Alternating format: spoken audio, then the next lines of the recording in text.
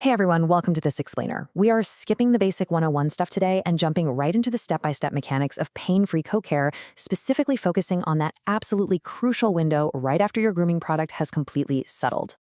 So, it's the golden question, right? How on earth do you actually get through those knots without pulling your dog's sensitive skin?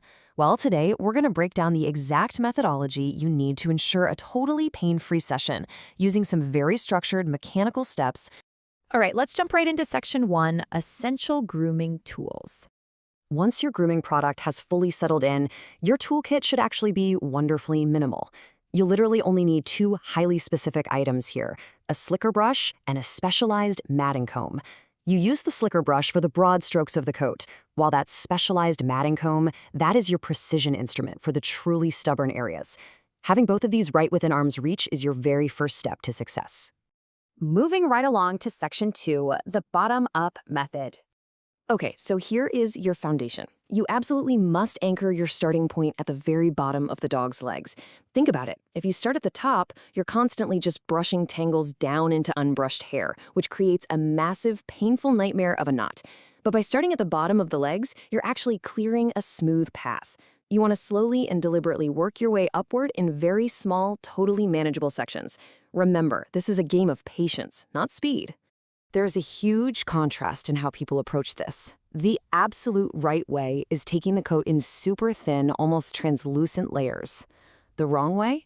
Trying to tackle huge areas all at once. If you grab a giant chunk of fur, your tools are definitely going to get stuck, you're going to pull the skin, and your dog is going to panic. Taking the hair in thin layers ensures your tools can actually glide through the hair shafts exactly like they're supposed to. All right, section 3, the up-down brushing technique. This is a really specific motion that works perfectly with the physics of the hair. Step 1, brush upward first. That isolates the exact layer you're working on. Step 2, you brush gently downward. It's this back and forth action that physically makes step 3 happen, which is loosening the tight fibers of the coat. You are essentially wiggling the tangle free, rather than forcefully ripping a tool right through it. Upward to isolate, downward to clear. It's a rhythm that becomes totally second nature once you get the hang of it. Now for section 4, alternating for pain-free grooming. You really can't just use one tool until your arm gets tired and call it a day. You have to continuously alternate back and forth between your slicker brush and that matting comb. Use the slicker brush to loosen the general area and clear out the lighter hair. But the very second you feel resistance, boom, you swap to the specialized matting comb to surgically separate that tangle, and then you go right back to the slicker brush.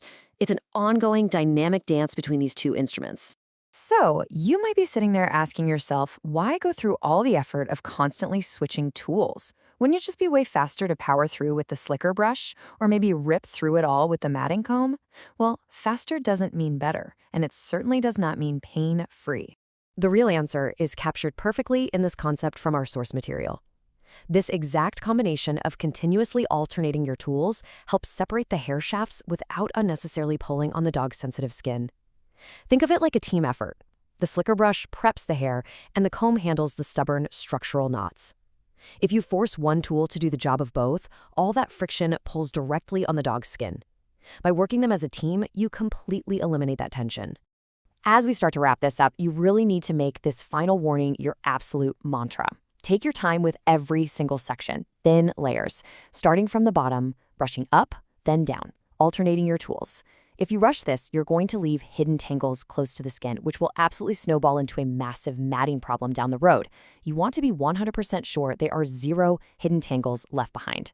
We've just seen how extreme patience, focusing on tiny sections, and applying mechanical precision are the absolute keys to avoiding pain and getting a perfect coat. And it leaves us with a really fascinating question to take away. If slowing down is the ultimate secret here, where else in our daily pet care routines are we rushing through, maybe to the detriment of our best friends? Definitely something to think about. Thanks so much for joining me on this explainer, and I'll see you in the next one.